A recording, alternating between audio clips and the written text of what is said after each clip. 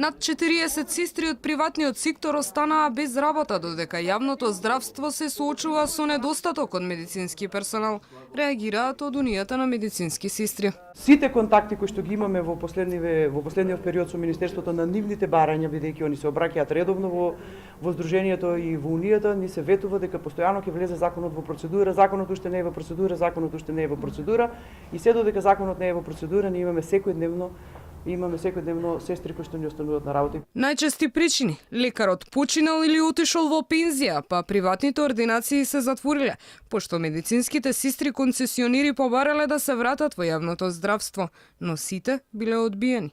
Во март останав без работа, а законот траеше до септември. За 5 месеци не можев да ме фати законот. Докторката почина и јас останав сега без работа дома. А до пензионирање имам уште 6 години, од кои 20 години работев во јавно здравство, 12 во приватното. Докторот ме прогласи технолошки вишок сега 2018 во мај до 4 мај. Сега сум по технолошки вишок.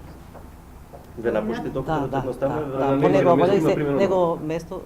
На мое место прими негова ќерка. Пред 10 години матичните лекари, гинеколози и стоматолози беа приватизирани. Со нив и медицинските сестри беа приморани да го напуштат јавниот сектор.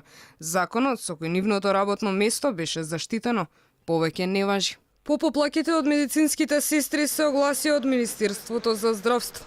Оттаму велат дека со новите законски измени ќе се отвори можноста за преземање на медицински персонал од приватното во јавното здравство.